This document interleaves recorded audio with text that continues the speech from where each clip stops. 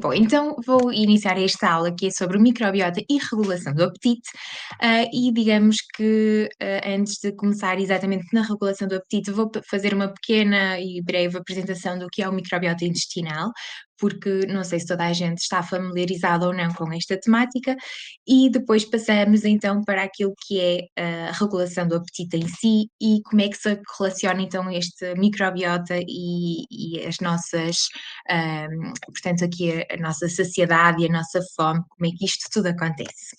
Portanto, para quem não sabe, o microbiota é o conjunto de micro-organismos que vive no hospedeiro, que somos nós, portanto, nós ou qualquer outro animal ou ser vivo, mas neste caso o corpo humano é casa para muitos, muitos micro-organismos e não só no intestino, apesar deste ser o mais famoso.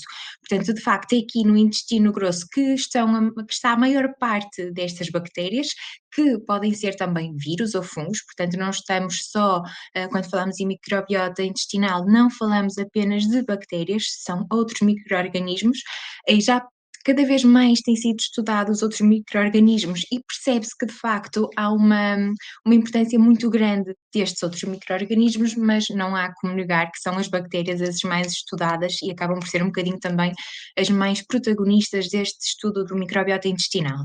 Mas temos também um microbiota não só no intestino, mas por exemplo na cavidade oral, nas mucosas, por exemplo na mucosa vaginal, na pele, portanto na zona nasal, portanto estas bactérias criam ecossistemas que se tudo estiver em harmonia, funciona aqui uma relação de simbiose. Portanto, nós, o hospedeiro, damos substratos a estas bactérias e micro-organismos para eles, portanto, se crescerem e estarem felizes, e estes micro-organismos vão produzir também outros compostos que serão, portanto, benéficos para aqui a nossa saúde. Aqui temos um comentário a dizer que está desfocado. Ok. Ah, eh, não sei, no meu computador não está. Não sei se é uma questão de todos, ou será neste caso, da Teresa, mas no meu computador está focadinho. Se conseguirem dar esse feedback seria ótimo. Pronto, vou continuando até eu vejo bem, disse a Mariana. Pronto, boa. Ok, ótimo. Não sei, Teresa, o que dizer. Se calhar a rede, se poderá procurar outro sítio com mais conexão. A Ana Rita está a dizer para abrir a imagem no canto inferior direito. Pronto. Vou continuando então, que esta explicação, eu acho que Teresa, depois diga só se o feedback, se correu tudo bem, pode ser? Boa. Como eu estava a dizer, então temos estes ecossistemas e, estas bactérias, hum, boa. Estas bactérias podem ser divididas em diferentes filos e os 4 principais são, portanto, os firmicutes, os bacteroidetes, a actinobactéria e proteobactéria. Dizer ainda que, não há muito tempo, no ano passado ou em 2021 talvez, tivemos aqui uma formulação e estas bactérias tiveram outros nomes. Portanto, estes filos ganharam outras denominações que, não são muito usadas, na verdade, mas a verdade é que mudaram, existe outro nome mais correto e mais atual para dizer, mas de facto, aqui isto e vermos ainda nas publicações que saem hoje em dia e é esta a denominação utilizada. Portanto, não estranhem se ao lerem algum trabalho tiver uma outra denominação, podem estar-se a referir na mesma aos firmicutes, mas seria, portanto, seria algo muito pontual que ainda não está uma nomenclatura, portanto, comum. Dizer que microbiota é o conjunto dos micro-organismos, enquanto microbioma é o conjunto deste genoma dos micro-organismos. Portanto, percebemos que na nossa mucosa intestinal, e é aqui que eu vou mais focar e neste ecossistema do intestino, temos então muitas, muitas, muitas bactérias que vão ser afetadas, portanto, não só pela alimentação, sendo que este é um dos maiores determinantes da composição do microbiota intestinal, mas também pela prática de exercício físico, pela toma de antibióticos, e entendemos que de facto isto é uma coisa muito importante, porque sabemos que os antibióticos vão lutar contra bactérias patogénicas, mas a verdade é que acabam por ter um efeito geral no microbiota. Fazer o jejum intermitente, o jejum, portanto, passar vários tempos também sem comer, também altera este microbiota intestinal, e isto vou falar numa das próximas aulas quinzenais, que será daqui a algum tempo. Também aqui sabemos já que existe uma susceptibilidade genética para o microbiota e, por exemplo, a exposição à temperatura mais fria também tem impacto. O que é que estas bactérias vão fazer? Estas bactérias são produtoras de metabolitos, que estão aqui descritos alguns na parte inferior do slide, que vão afetar de forma indireta ou direta a saúde do hospedeiro. Quando nós pensamos que existe já este ecossistema muito bem formado, temos que entender como é que isto surge, não é? E aqui há uma discussão muito acesa entre os pares, portanto, na comunidade científica, se de facto o feto é ou não estéril, portanto, perceber onde é que existe esta colonização. A última e mais atual referência é que não há micro-organismos ainda durante a barriga da mãe, mas sabe-se que este feto recebe aqui os metabolitos bacterianos da mãe.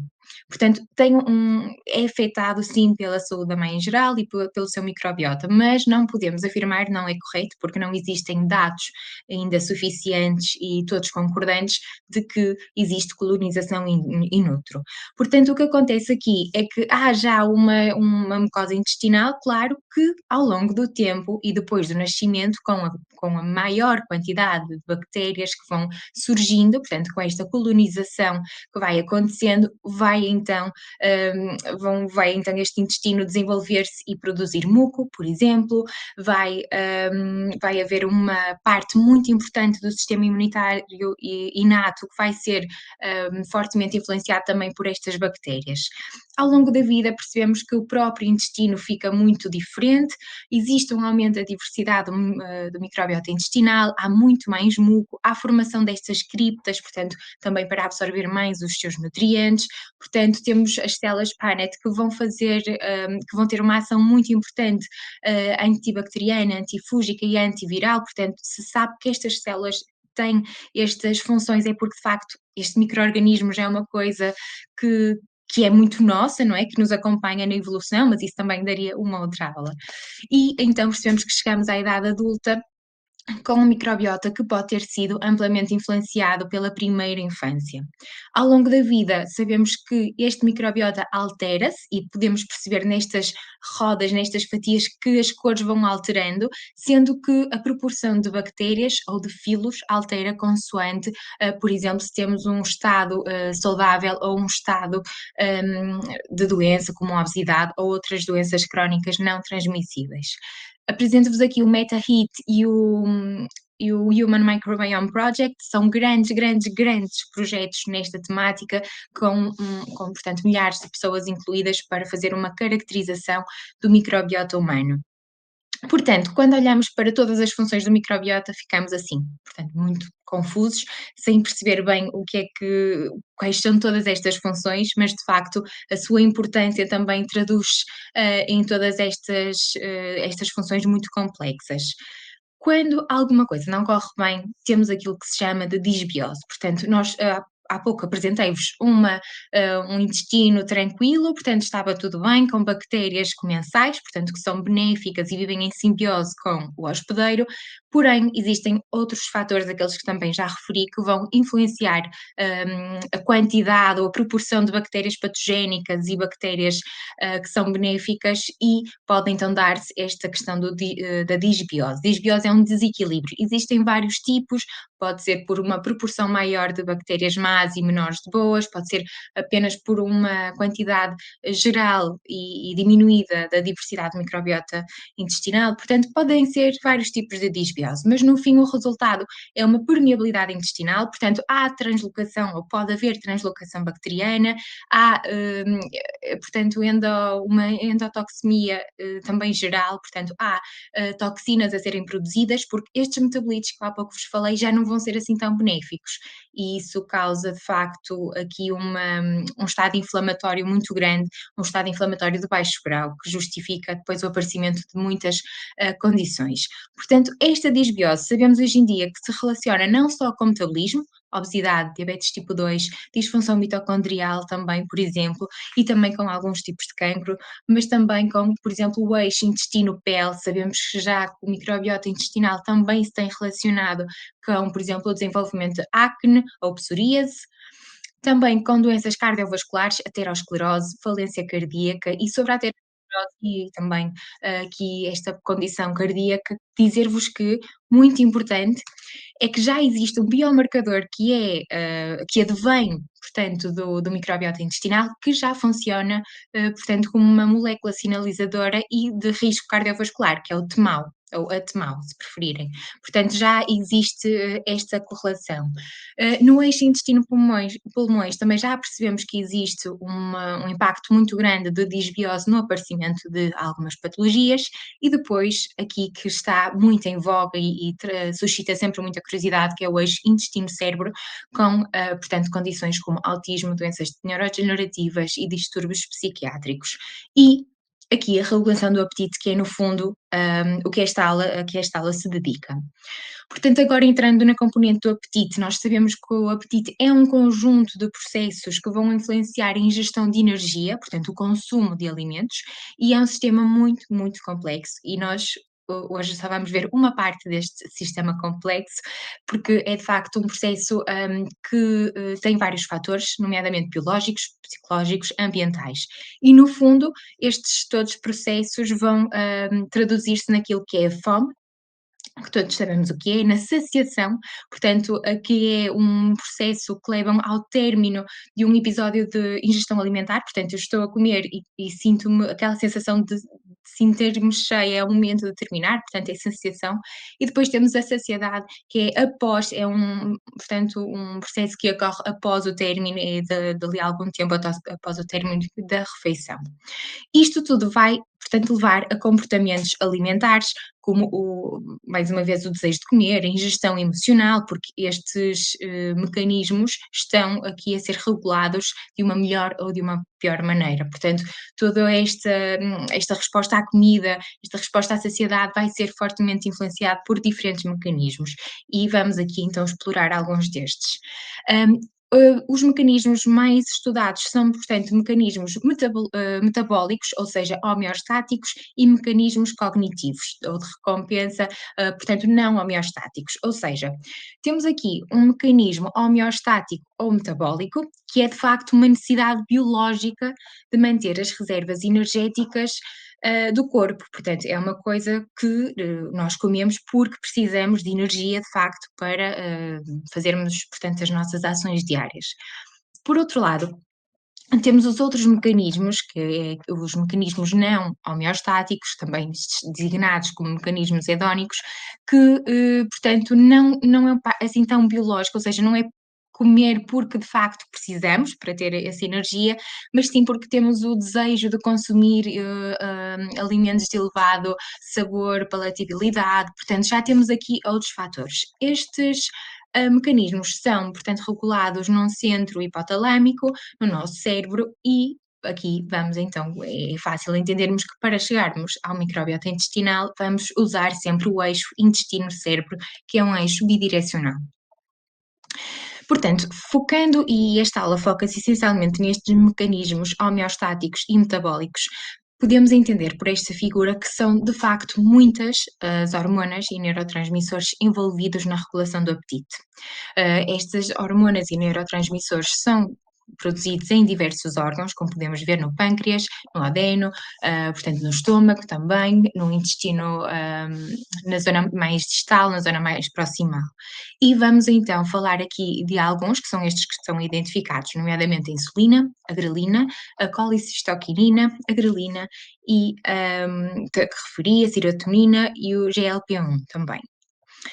Portanto, esta regulação do apetite pode acontecer, ser uma regulação a longo prazo ou uma regulação a curto prazo, e aqui também estão envolvidos outros mecanismos, como a mastigação, a deglutição, distensão gástrica e duodenal, e depois então esta libertação de hormonas que são como informações a dizer, já estou a ficar saciado, portanto é para fazermos o término da refeição. Ou, por outro lado, temos hormonas e neurotransmissores que nos dizem o oposto, que é, eu eu estou a precisar de alimento, portanto, este mecanismo biológico a dizer eu preciso aqui de substrato para conseguir ter, portanto, forma de conseguir desempenhar as minhas atividades. Portanto, o que eu acabei de escrever são componentes diferentes que se distinguem em sinalizadores anorexigénicos, que o nome diz, porque também nos faz lembrar aqui uma condição muito que estamos familiarizados, que é a anorexia, perdão, e então pensamos que é, portanto, uma inibição do apetite. Por outro lado, temos os sinalizadores orexigénicos. Portanto, vou começar com estes primeiros, os anorexigénicos, que vão fazer com que haja uma inibição da ingestão do apetite, e vou começar então pela colicistoquinina. Portanto, esta palavra vem do grego col, mais cisto, não é? E mais quinin, que faz com que haja que significa a estimulação da contração da vesícula biliar e secreção de enzimas do pâncreas. E esta colicistoquinina é segregado, portanto, por células do duodeno e do jejum. Vai atuar no hipotálamo e vai fazer então com que haja uma ação de inibição do apetite pela ativação do neuropeptídeo Y. Portanto, estes receptores estão também presentes no nervo vago, que, como sabemos, é um nervo que tem um contacto direto que estabelece um contacto direto entre o cérebro e o intestino. Portanto, nós sabendo que é produzido no duodeno, entendemos agora esta ação já intestino-cérebro, daqui a bocadinho vai entrar o outro fator que é o microbiota, para já estamos a trabalhar intestino-cérebro e percebemos então que de facto há aqui uma ação direta por estes receptores no nervo vago, por exemplo. Depois temos outra hormona, que é o péptido tirosina-tirosina, que, conhecido como péptido YY336, portanto, existem outros, mas de facto é o 336 que é aquele que é produzido no intestino pelas células enteroendócrinas e vão fazer com que haja mais uma vez uma inibição do apetite. E porque vai ter também uma ação como vai atrasar o trânsito intestinal e também vai fazer com que haja uma redução do esvaziamento gástrico. E mais uma vez temos esta conexão intestino-cérebro. Ainda no intestino temos também a produção do péptido semelhante ao glucagon 1, portanto o GLP-1, que é um péptido muito conhecido, vocês vão ver daqui a pouco, porque de facto já vos vai ser mais familiar para quem não estuda bem esta área e não está a ver concretamente o que é, mas daqui a pouco vão ver que sim, e que de facto vai ter uma ação importante naquilo que é a secreção de insulina e por isso vai ter uma ação de secreção do glucagon e atraso também do esvaziamento gástrico, por isso também vai ser importante para aqui fazer uma inibição do apetite. Portanto, o que eu vos estava a falar há pouco, que vocês iriam reconhecer esta molécula, ainda que se calhar não saibam que se trata desta molécula, está relacionado com estas notícias. Portanto, há não muito tempo as nossas notícias foram espalhadas portanto, estes títulos que diziam que os medicamentos para a diabetes estavam esgotados em Portugal, porque alguém, ou médicos portanto, os pacientes com excesso de peso ou obesidade estariam a comprar para poderem depois também terem o sucesso na perda de peso. Isto porque, de facto, saiu este artigo que fez com que medicamentos como semaglutide, por exemplo, fossem aprovados para a perda de peso, que é um antidiabético de facto, mas está então aprovado para a perda de peso e aqui vemos que de facto o semaglutide, que é um agonista também destes receptores desta molécula do GLP-1, vai então provocar este efeito de facto e daí toda a polémica. Portanto, estas notícias foram relacionadas com pela ação deste péptido.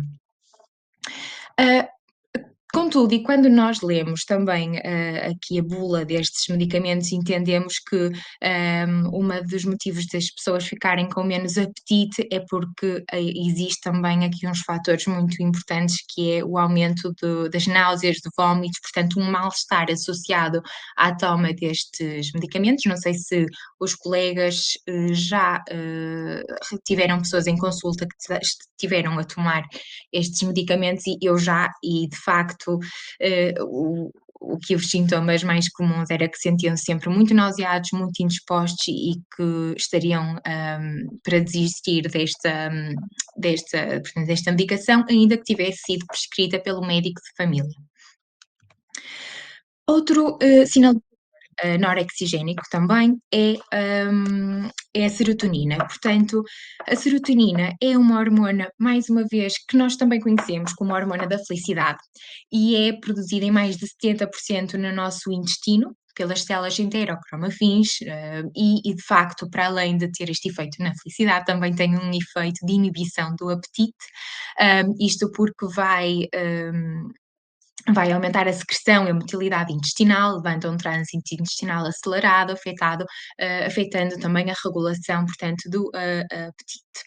E aqui vai, portanto, mexer com estes pró-opioides, melanocortina, inibir outros neurónios agouti, por exemplo, e devido à ação nestes centros da saciedade, vai, portanto, inibir o apetite.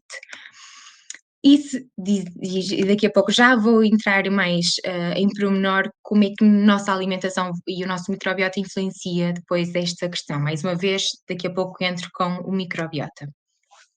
A insulina, que nós todos também conhecemos muito bem, portanto, é produzida pelas células beta do pâncreas, é muito importante, nós sabemos perfeitamente, para aquilo que é a homeostase da glicose sanguínea, portanto, muito importante para este assunto, mas também tem, devido ao seu efeito anabólico, vai ser um estímulo para o aumento do apetite. Hum, a leptina, portanto, já, foi descoberta mais tarde e foi assim um bocadinho descoberta, sem querer, o seu, nome, e isto é uma forma de percebermos, de onde é que ela é produzida, significa leptos, que significa, magro, portanto, perceber logo que o seu efeito é de, inibição do apetite. Esta é uma, proteína bastante grande, portanto tem 167 aminoácidos e há vários distúrbios associados à leptina que podem justificar a sua ação no apetite e a sua relação com o excesso de peso. Portanto, um dos distúrbios associados é a deficiência em leptina. Este é um caso de uma criança que tinha, de facto, uma produção muito diminuída de leptina. Nós aqui ao lado conseguimos ver em azul os dois tipos de distúrbios associados, portanto, que é uma ausência da produção, que é o primeiro gráfico, o gráfico A, e em baixo vemos o gráfico B, que tem uma produção inconstante e com picos e também diminuída, na verdade.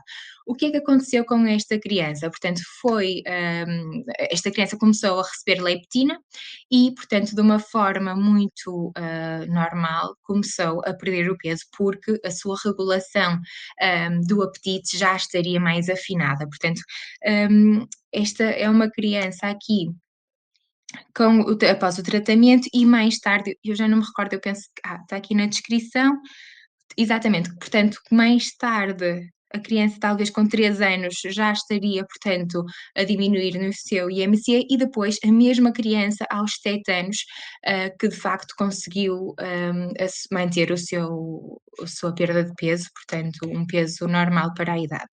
O que são, de facto, resultados muito, muito interessantes quando estamos a falar, aqui da perda de peso e da manutenção e também do apetite. Outra questão e outro distúrbio associado à leptina é resistência à leptina. Vamos comparar esta situação com aquilo que acontece com a resistência, à insulina. Ou seja, nós na resistência à insulina, o que é que acontece? Que é o que nos leva também à diabetes tipo 2. Nós temos um pâncreas a produzir insulina, não temos os receptores a receberem esta insulina. E daí, esta ser aqui uma ação, complicada depois na gestão progressão da doença. Portanto, neste caso é um bocadinho assim, portanto, há produção de leptina, mas não existem receptores que vão poder, portanto, receber esta leptina e fazer a sua ação. E isto também é aqui uma ação que é muito conhecida no caso portanto, de indivíduos com obesidade, excesso de peso. Agora aqui, a grelina, portanto, já mudamos aqui um bocadinho o discurso e passamos dos sinalizadores anorexigénicos para os, orexigénicos, ou seja, como a palavra diz, e já não vai, provocar aqui uma diminuição do apetite, mas sim um aumento do mesmo.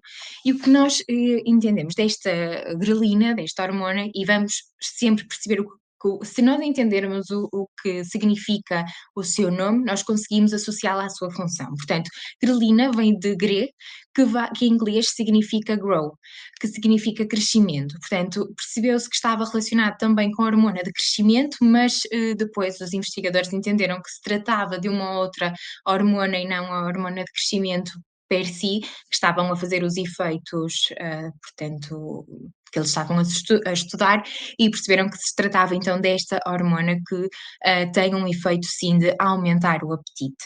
Esta hormona é produzida essencialmente pelas células do estômago e também do duodeno, e é muito importante para iniciar o início da ingestão alimentar. A grelina, para além de aumentar o apetite, também vai estimular secreções digestivas e a motilidade gástrica que vai ajudar na digestão, daí também ser produzida no estômago, que é onde de facto acontece a digestão. Mas então a questão que se levanta é: porque é que o microbiota é importante para a regulação do apetite? Portanto, nós aqui estive a fazer uma caracterização daquilo que é o que acontece no intestino, portanto, como é que chega ao cérebro esta ação, estas respostas, e agora para que é que servem estas bactérias, não é, que estão neste intestino, o que é que vão fazer? Então, vamos por partes. Como eu disse no início, o microbiota vai produzir metabolitos, certo? E estão aqui descritos alguns desses metabolitos. Portanto, vamos começar pelos ácidos gordos de cadeia curta, que são uns metabolitos dos mais importantes que existe, que são produzidos pelas bactérias e que vão ter um impacto muito grande no intestino. Perdão, na saúde no geral, no intestino e na saúde no geral do hospedeiro. Portanto, à partida, estes ácidos gordos já se sabe que vai ter uma ação no tecido adiposo para produzir a leptina. Portanto, que vem de leptos, magro, ou seja, ele vai a ter uma ação de inibição do apetite através de mecanismos anorexigénicos e vai atuar no hipotálamo, neste centro do POM, que é o pró-opioide melocortina, e vai também depois ter este efeito de inibição do apetite. Para além disso, os ácidos gordos de cadeia curta vão atuar também no pâncreas, levando à produção de insulina. Mais uma vez, eu estou a falar aqui de metabolitos microbianos. Portanto, esta insulina, como já vimos, tem uma ação de inibição do apetite. Para além disso, estes ácidos gordos de cadeia curta, eu disse que eles eram mesmo muito importantes, têm uma ação da grelina que já não tem uma ação portanto, de inibição do apetite, mas sim de promoção do apetite, ou seja, de iniciar a refeição, como vimos agora mesmo. Para além disso, estes ácidos gordos de cadeia curta vão atuar diretamente nestas células enteroendócrinas do intestino e vão fazer com que haja a produção de outros péptidos que são portanto, anorexigénicos, como já vimos há pouco, portanto, o GLP-1, o peptídeo YY e a colicistoquinina. Mais tarde, vamos ter este efeito também dos ácidos biliares secundários. Portanto, mais uma vez, estas hormonas vão ter aqui um efeito de inibição do apetite. E a serotonina, que é também produzida pelo intestino, vão, mais uma vez, afetar aquilo que é a produção destas hormonas. Mas também a serotonina vai conseguir, portanto, passar para o lumen e para a circulação e vai chegar diretamente aqui ao cérebro e vai atuar nestes receptores também fazendo uma inibição do apetite. Quando temos aquele estado de disbiose que falei há pouco, temos então esta translocação bacteriana, temos células que vão, portanto, células bacterianas que vão produzir mais toxinas, que vão fazer com que haja aqui uma desregulação deste mecanismo, e já sabe que este LPS, que é uma toxina que está nas paredes das bactérias gram-negativas, vão então passar para a fazer um efeito de promoção do apetite. E agora, descrito mais recentemente, e vamos falar um pouco mais à frente desta molécula, é este CLPB, que é um metabolito microbiano, mais uma vez, que já sabemos perfeitamente que é produzido por enterobacteriáceas do microbiota, portanto, e que vai ter um papel muito direto naquilo que é a regulação do apetite, porque ele é um péptido que vai mimetizar a função do alfa-MCH, portanto, que é ativado pelos receptores de melanocortina, e então vão aqui, de facto, ter um efeito bastante semelhante. Ou seja, o nosso microbiota, para além desta questão toda, vai fazer com que haja uma portanto, uma molécula a ser produzida que vai mimetizar o efeito de inibir o apetite. Portanto, é de facto muito interessante, e já vamos entender o que é que está a ser feito nesta área, a indústria, porque sim, a indústria já está a trabalhar neste efeito, já está a trabalhar neste sentido de, portanto, conseguir regular os mecanismos do apetite, e mais uma vez com o objetivo final sempre de perda de peso ou manutenção de peso, através de alguns probióticos, e vamos falar disso. E antes disso, e percebemos que os probióticos são uma forma de modulação do microbiota intestinal, vamos falar também de como é que a alimentação pode modular este microbiota intestinal, portanto, falar de prebióticos, probióticos e também dos pós-bióticos, que também já vou abordar daqui a pouco. Portanto, tendo em consideração aquilo que é a intervenção nutricional, nós sabemos que a nossa alimentação, ou os nossos grandes substratos energéticos, advêm das proteínas, hidratos de carbono e lípidos. E sabemos que, de facto, há aqui estes, portanto, macronutrientes não têm todos o mesmo efeito no apetite, e está aqui referido que as proteínas têm um efeito mais saciante do que os hidratos de carbono e que os lípidos. Portanto, funciona assim de uma maneira em cascata. Pensando então naquilo que são as proteínas e o nosso efeito no apetite. E isto é importante entendermos porque, mais uma vez, são estes mesmos alimentos que vão ser substrato das nossas bactérias. Portanto, a proteína influencia o apetite e a saciedade através da secreção destes péptidos que já falamos há pouco, que são, portanto, a colecistoquinina, o GLP-1 e o péptido YY336, pelas células enteroendócrinas do intestino. Para além disso, faz com que haja uma produção dos ácidos gordos de cadeia curta e outros metabolitos que podem ser tóxicos, aqui dependendo do tipo de carne, por exemplo, ou do tipo de proteína, que são, portanto, produzidos no cólon. Este é um estudo que mostra como é que o apetite pode ser regularizado, ou pode ser diferente consoante, portanto, o substrato. Estes autores compararam aqui a ingestão de um batido com maltodextrinas, portanto, fonte de hidratos de carbono e proteína whey, e avaliaram aquilo que era fome, portanto, os valores de saciedade, e depois estas moléculas, o GLP-1 e o péptido YY, que vou relembrar mais uma vez que são moléculas portanto, que inibem o apetite.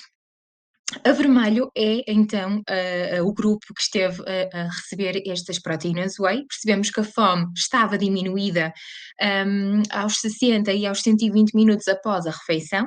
Os níveis de saciedade estão aumentados, portanto, sentem-se mais saciados nos mesmos momentos, portanto, com diferenças significativas, e de facto, estas hormonas estão significativamente aumentadas, estas hormonas anorexigénicas estão significativamente aumentadas também após a refeição. De facto, aqui mostrando, só para finalizar, que em comparação ao outro grupo, portanto, que receberam as maltodextrinas, tem então este efeito de potenciar mais a saciedade.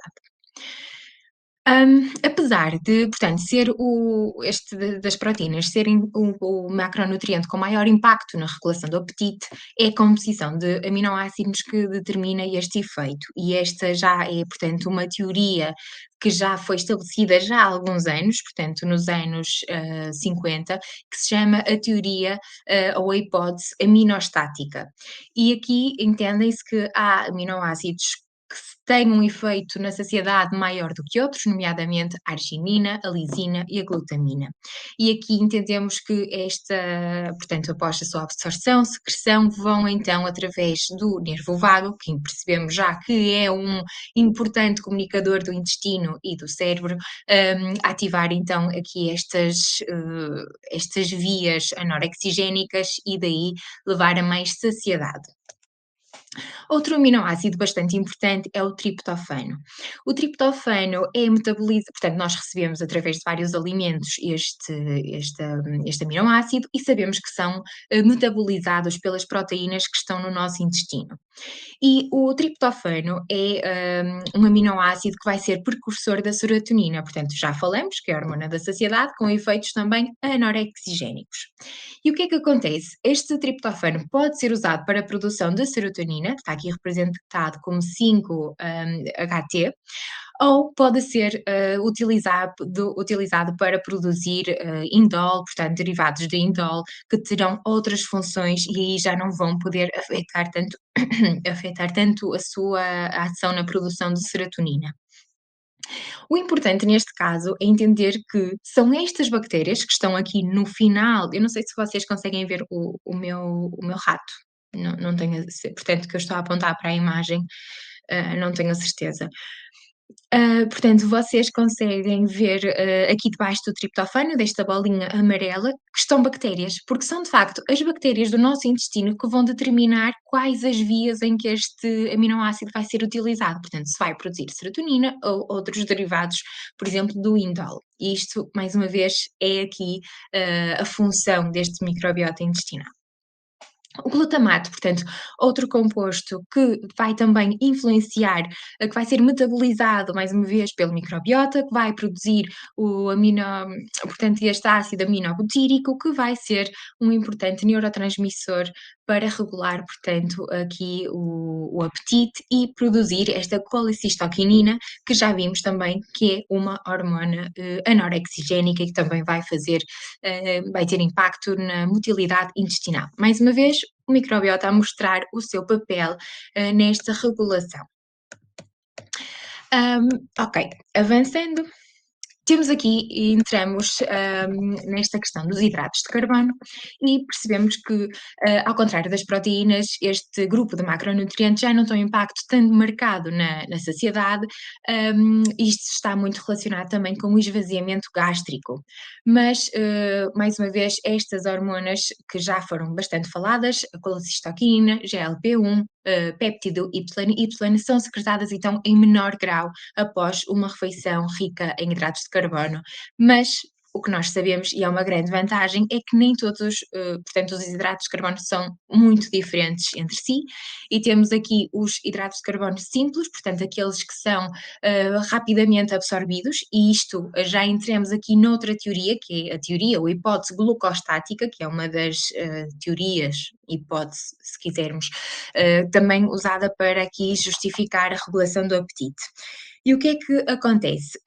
Temos então um pico de fome quando temos baixo no valor glicémico ou baixos valores de glicemia, glicose no nosso sangue. Portanto, estes picos acompanham-se quando há uma reposição da glicose sanguínea, temos depois então a fome a ficar normalizada.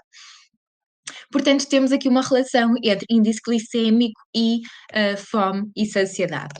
Mas quando falamos em microbiota intestinal, são aqui as fibras que vão tirar, de facto, o maior proveito, porque são as fibras que vão ser os maiores produtores destes ácidos gordos de cadeia curta, curta, perdão, pensem naquele esquema que vos apresentei dos efeitos dos ácidos gordos, em todos os mecanismos associados à saciedade, e então entendemos que de facto que as fibras vão ser aqui o maior substrato e isto vai causar bastante impacto naquilo que é a produção destas hormonas.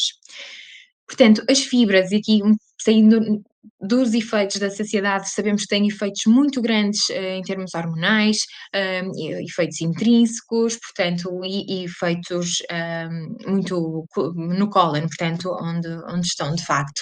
E, mais uma vez, não vai só afetar a saciedade, como a fome, como a saciação, como a ingestão energética, como a parte metabólica, portanto, a oxidação de ácidos gordos, aqui, por exemplo, o armazenamento dos ácidos gordos também. Isto está relacionado, por exemplo, com o FIAF, que é um fator associado ao jejum. Portanto, há aqui vários mecanismos que estão muito interligados.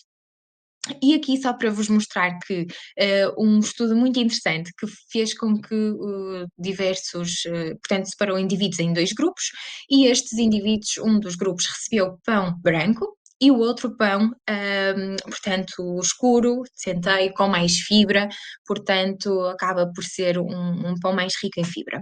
E de facto, o que aconteceu foi que percebemos que não só os valores de glucose estavam mais diminuídos nesta linha verde, que são, portanto, o grupo que recebeu este pão com mais fibra, assim como os valores de insulina. E depois, o que é que entendemos? Que nem todas as pessoas respondem da mesma maneira. Portanto, os primeiros dois gráficos correspondem a respondedores a esta ação, e existe um grupo de indivíduos que não responde. Portanto, a sua ação, tanto na glicose sanguínea como na insulina, é exatamente igual nos dois pães. E então, porquê? Não é? É esta a questão que se levanta. E de facto, os autores compararam e perceberam que havia nestes não respondedores uma falta de bactérias sacarolíticas, ou seja, que vão processar estas fibras, como são o exemplo das prevotelas. Então, mais uma questão muito pertinente é: ok, se existe ausência ou, portanto, aqui uma diminuição destas bactérias, como aumentar a quantidade destas bactérias que são tão importantes para termos os efeitos benéficos aqui descritos? E de facto entende-se que portanto, a alimentação como eu disse no bem início desta aula, é um dos maiores determinantes da composição do microbiota intestinal, e de facto, para termos um não respondedor que tem poucas prevotelas, para ter mais prevotelas, o que temos que fazer é aumentar sempre a ingestão de fibra. Isto faz sentido, porque reparem, se a fibra é um substrato das prevotelas, é normal que numa fase inicial, porque as pessoas possam não estar habituadas e não costumam comer alimentos com fibra, não têm estas bactérias, mas se começarmos a dar fibras, estas bactérias que estão numa pequeníssima quantidade, porque não é totalmente ausente, vão começar a proliferar, porque estas bactérias têm a sua comida preferida. Portanto, isto, claro, trocado por miúdos, não é? E acabamos por ter depois um aumento das provotelas em resposta à quantidade de fibra consumida. Portanto, isto é uma forma de modulação do microbiota intestinal, e não precisamos logo pensar que temos que fazer probióticos. Mas isso também há de ser falado na última aula das aulas quinzenais que eu, portanto, irei dar já no final do ano, e acaba por ser um bocadinho esta questão da como modular o microbiota. Mas então já falamos daqui de como é que podemos fazer esta modulação através da alimentação, e então agora o que é que nos dizem os prebióticos? E vamos continuar também na fibra, na verdade, porque sabemos que é um dos fatores que mais modifica o microbiota intestinal. Agora mudamos o conceito para prebiótico, porque de facto é este efeito de promover o crescimento de bactérias benéficas com uma ação benéfica para o hospedeiro, que são então os chamados prebióticos. Sabemos que a fibra é portanto, dos componentes mais importantes a introduzir na alimentação, para termos uma alimentação saudável, a não ser que exista portanto, alguma patologia intestinal, por exemplo, em que a fibra tenha mesmo que ser evitada. É muito importante perceber a quem fazemos esta recomendação. E isto leva-me a esta teoria de Barker que, de Burkitt, que diz-nos que temos sempre que pensar na medicina ou na nutrição como prevenção. Portanto, o que é que nós queremos, não é? Nós queremos estas, agora não me estou a lembrar do nome. Portanto, estas barreiras em cima de um penhasco, que tem outro nome, ou queremos a ambulância cá em baixo para depois de cair, não é? E de nos magoarmos, nos socorrer. Portanto, queremos apostar na prevenção ou no tratamento e na cura. E de facto, a prevenção acaba por evitar muitos mais sarilhos e a fibra, este autor defende que de facto a fibra é uma analogia a estas barreiras, estas. hum, Ai, não me estou mesmo a lembrar do nome. Não são barreiras, têm outro nome, mas pronto, estas medidas de segurança em cima de um penhasco, digamos assim. Hum, Portanto, os benefícios da fibra, acabam por ser bastante elevados, isso está muito bem descrito e aqui a quantidade que devemos de consumir é entre os 25 e os 29 gramas de fibra por dia. Sabemos que, dados do IANAF mostram que, reparem, seja aqui a quantidade total que fica não chega aos 18 gramas por dia, mulheres menos, homens um pouco mais, portanto ainda existe aqui uma boa janela de oportunidade para fazermos promoção de fibra alimentar portanto, na população em geral. Passando aqui para os probióticos, sabemos que os probióticos são agora muito utilizados para fazer também a modulação intestinal, mas é preciso entender o que é que são de facto probióticos. Os probióticos podem ser vendidos, portanto, numa cápsula, podemos comer, será?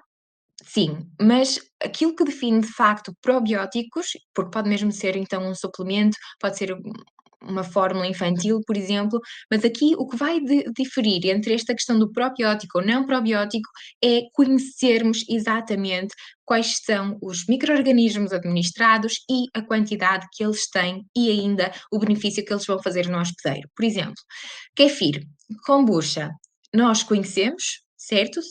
Churkuto, por exemplo, sabemos o que são e designamos como probióticos, mas na verdade são alimentos fermentados que não têm a sua composição totalmente identificada e, portanto, também não sabemos as contagens deles. Então, não podemos, ainda que na nossa gíria comum digamos que é tudo probióticos, falando mesmo a sério e de uma forma científica mais correta, não o são. E temos só que ter então atenção a isso. Portanto, tudo o que tenha descrito, como as cápsulas nas farmácias, iogurtes que estão bem descritos, porque sabemos quais são as comunidades e a quantidade de bactérias que existem, aí estamos a falar de probióticos, outras coisas que não tenham um rótulo e não estejam de facto estabelecidas, não poderão ter esta denominação.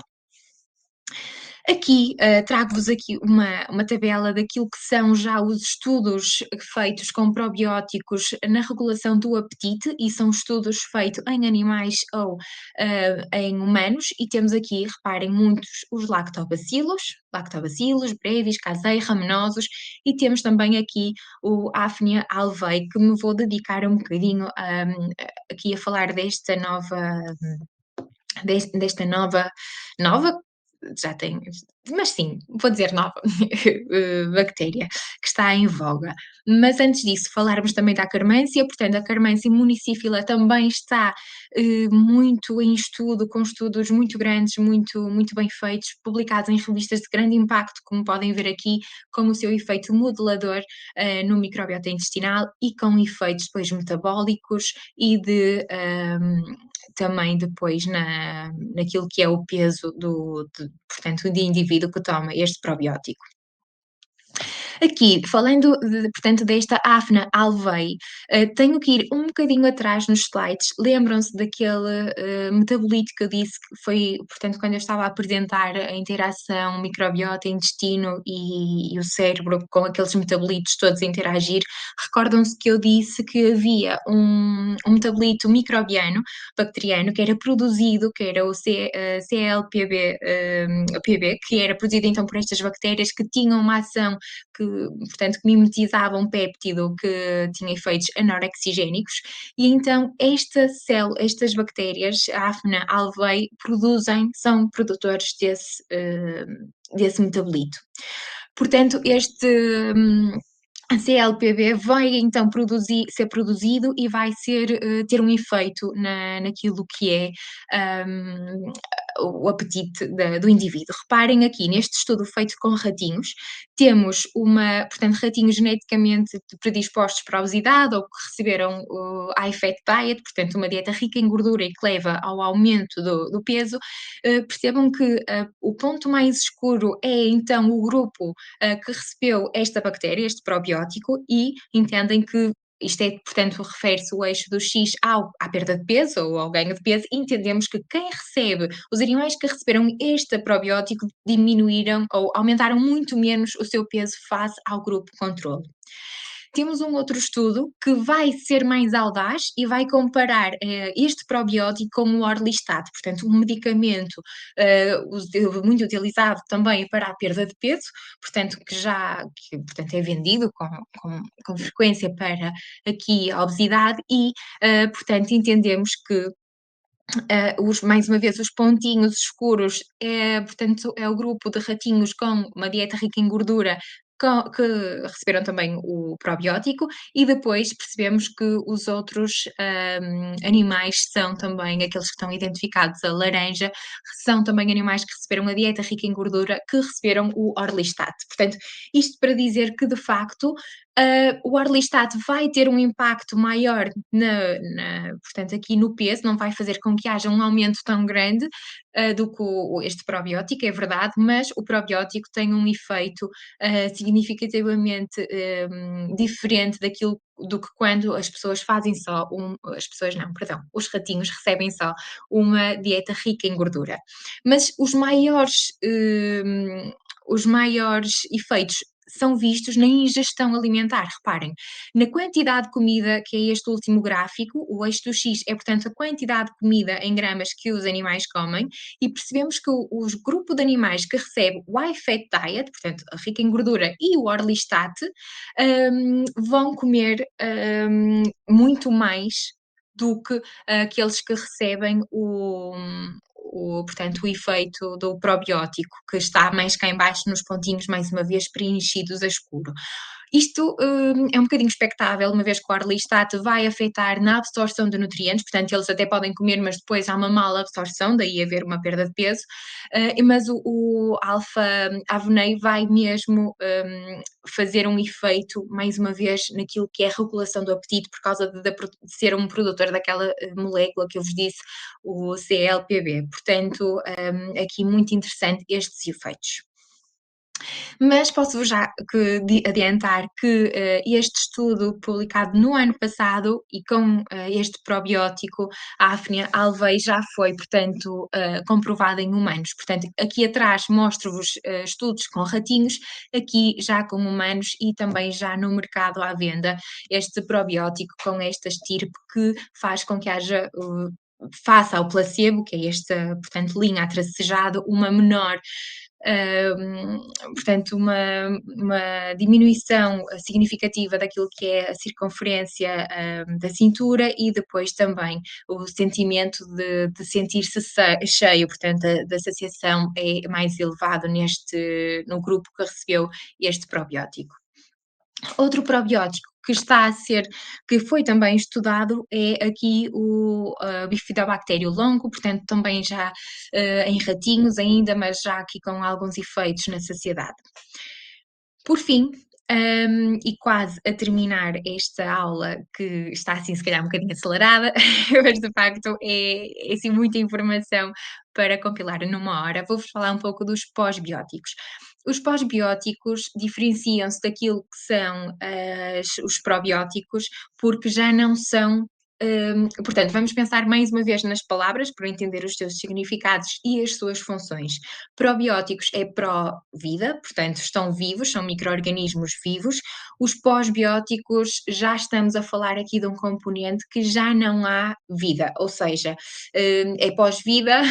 Também existem outras denominações, como probióticos fantasmas, e o que é que isto quer dizer? Há aqui uma inativação destas células bacterianas, em que elas até, portanto, estão lá, só que não estão ativas, podem até estar fragmentadas. O que vai acontecer é que quando se ingere, já se começa a entender que, mesmo que não esteja a bactéria viva a produzir os seus metabolitos, vai ter uma ação no sistema imunitário e o corpo vai então produzir, portanto, aquilo que está associado e acaba por ser aqui este efeito, mais uma vez, benéfico, diferente dos probióticos, mas com efeitos interessantes.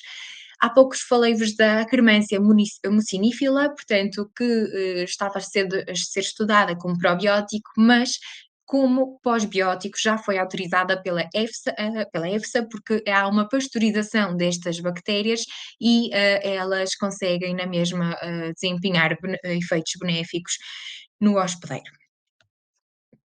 E agora volto aquilo um bocadinho àquela imagem inicial, portanto, que era esta questão de como é que se estabelece o microbiota no ciclo de vida e no início de vida, porque, portanto, faço a minha investigação também nesta área e tenho que voltar aqui, porque acredito que de facto é aqui que se estabelecem os grandes pilares, não só comportamentais e de ambientes alimentares, mas focando-me no microbiota, que acontece então esta primeira colonização e esta programação da criança. E neste sentido, terei que falar da importância da alimentação, da alimentação especificamente da amamentação, da lactação, porque sabemos que também a lactação é importante para o controle do apetite. Sabemos já que as crianças que são amamentadas terão menos risco de desenvolver obesidade em anos mais tardios, portanto, aqui há mesmo um aspecto muito importante mais uma vez, desta programação que é promovida pelo breastfeeding, portanto, pela lactação. Os estudos, de facto, são bastantes, só trouxe alguns, portanto, há estes benefícios para a criança, mas também para a mãe. Portanto, a mãe, quando amamenta, também produz, portanto, estes péptidos YY, que já falamos, entre outros, que vai fazer com que a sua própria regulação do apetite seja mais conforme. Portanto, são benefícios para a criança e para a mãe, e aqui, de facto, nunca podemos esquecer destes benefício, portanto, deste benefício aqui não só, portanto, para ambos. Aqui fiz um pequeno graphical abstract só para mostrar que há mesmo hormonas no leite e já estão descritas no leite humano, em que já estão descritas as quantidades deste tipo de hormonas, por exemplo, a leptina, a grelina, a adiponectina, que tem um efeito, portanto, de aumento do apetite, já quantificados no leite, que vai ter este efeito. Portanto, para além do leite ter estas hormonas, perdão, no apetite, perdão, vou começar de novo. Para além do leite ter estas hormonas na sua composição que vão afetar o apetite, porque sabemos que têm efeitos anorexigénicos ou orexigénicos, vamos ter um outro lado do leite, que são este componente com os oligossacáridos do leite humano, portanto, os HMOs, que têm um efeito pré-biótico. Portanto, temos um outro lado, que é a promoção de um microbiota mais saudável, que vai fazer com que haja produção destes ácidos gordos de cadeia curta, que já falamos bastante, e isso vai fazer, como já vimos bastante nesta aula, vai fazer com que haja uma produção de GLP-1 e do péptido YY, portanto, que vão ter efeitos anorexigénicos, ou seja, de inibição do apetite.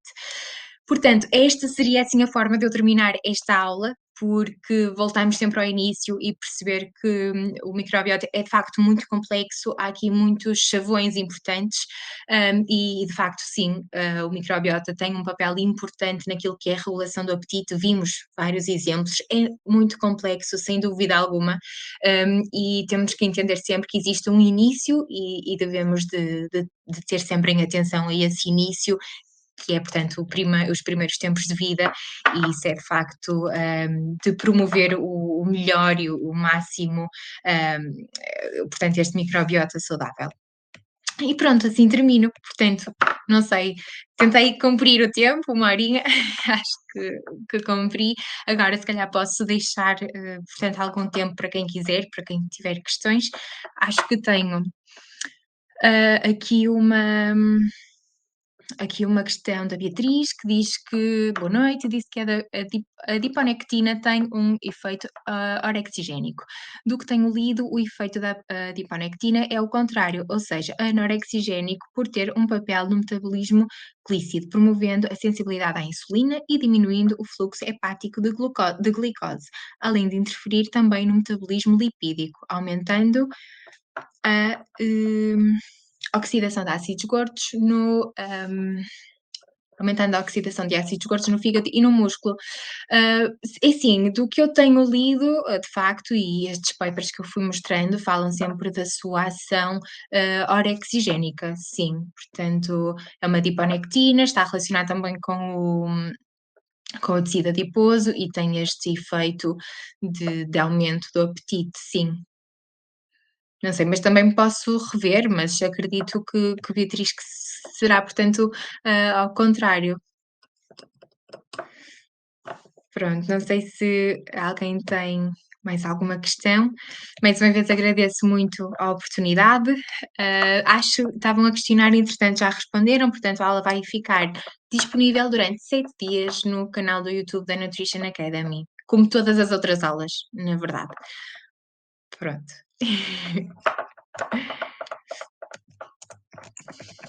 Alguém já, alguém já fez alguma suplementação? Conheciam estes probióticos? Já fizeram suplementação, algum colega nestes, portanto, com estas substâncias? Se tem algum feedback, isso é das coisas mais importantes, se é receberam feedback, dos clientes, portanto, ou dos pacientes. Portanto, se quiserem partilhar um bocadinho essa experiência, estejam à vontade.